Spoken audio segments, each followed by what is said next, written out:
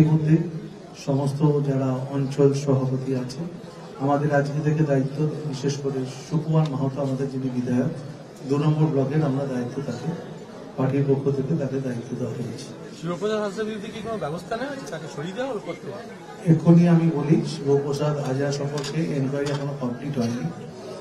আমরা এনকোয়ারি হওয়ার পরে আপনাদের জানিয়ে দেবো কি হচ্ছে। আপাতত দায়িত্ব সুকুমার মাহাতো এখন বিষয়টা সামলাবে। আর আমরা আমাদের যেটা বক্তব্য, এনকোয়ারি সুকুমার মাহাতো তিনি সবার সাথে আলোচনা করি। আর আমরা আবার আসবো 26 তারিখে 3টের সময় আবার আসবো। আমাদের রিভিউ হচ্ছে এবং আজকে যেটা আজ দিয়ে গেলাম সেইটা রিভিউ করবো আমরা, যে আগামী দিনে এসে রিভিউ করবো। আর আমাদের যারা কর্মীরা আছেন, মহিলারা আছেন, তারা বাড়ি বাড়ি গিয়ে মানুষের সাথে যোগাযোগ।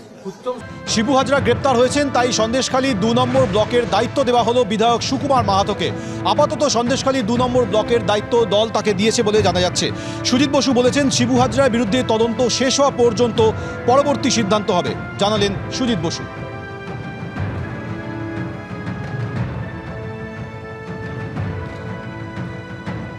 ইতিমধ্যে সমস্ত যারা অঞ্চল সভাপতি আছে আমাদের আজকে থেকে দায়িত্ব, বিশেষ করে সুকুমার মাহাতো আমাদের যিনি বিধায়ক 2 নম্বর ব্লকের, আমরা দায়িত্ব তাকে পার্টির পক্ষ থেকে তাকে দায়িত্ব দেওয়া হয়েছে। এক্ষুনি আমি বলি, শিবপ্রসাদ হাজরা সম্পর্কে এনকোয়ারি এখনো কমপ্লিট হয়নি। আমরা এনকোয়ারি হওয়ার পরে আপনাদের জানিয়ে দেবো কি হচ্ছে। আপাতত দায়িত্ব সুকুমার মাহাতো এখন বিষয়টা সামলাবে। আর আমরা আমাদের যেটা বক্তব্য, এনকোয়ারি সুকুমার মাহাতো তিনি সবার সাথে আলোচনা করি।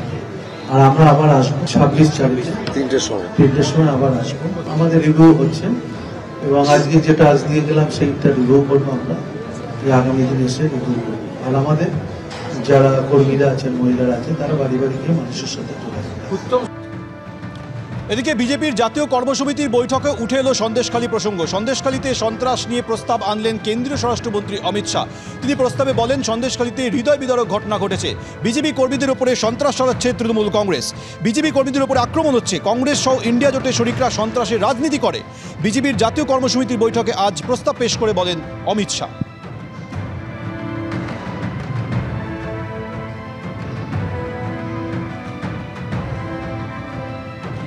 সন্দেশখালী আবহে নির্বাচনী ইস্যুতে এবার কেন্দ্রীয় স্বরাষ্ট্রমন্ত্রীর মুখে বাংলার নাম। তিনি আজ অভিযোগ করে বলেন যে বাংলার নির্বাচন মানেই হিংসা, হিংসা আর দুর্নীতি। বাংলায় শতাধিক বিজেপি কর্মী খুন হয়েছেন। মমতার উদ্দেশ্যে অভিষেককে মুখ্যমন্ত্রী করা। দিল্লিতে বিজেপির জাতীয় কনভেনশন থেকে মন্তব্য কেন্দ্রীয় স্বরাষ্ট্রমন্ত্রী অমিত শাহের।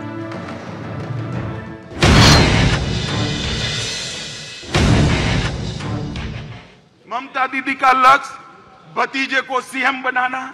अभी अभी देश में हम चुनाव में जा रहे हैं, हिंसा कहां होती है? कौन से राज्य में पॉलिटिकल हिंसा होती है? मैं आज देश की जनता को गिनाना चाहता हूं। बंगाल सैकड़ों कार्यकर्ता मौत के घाट उतार दिए गए। हमेशा चुनाव में धांधली, गपलेबाजी और हिंसा होती रही। किसका वहां राज है? ममता दीदी का राज है।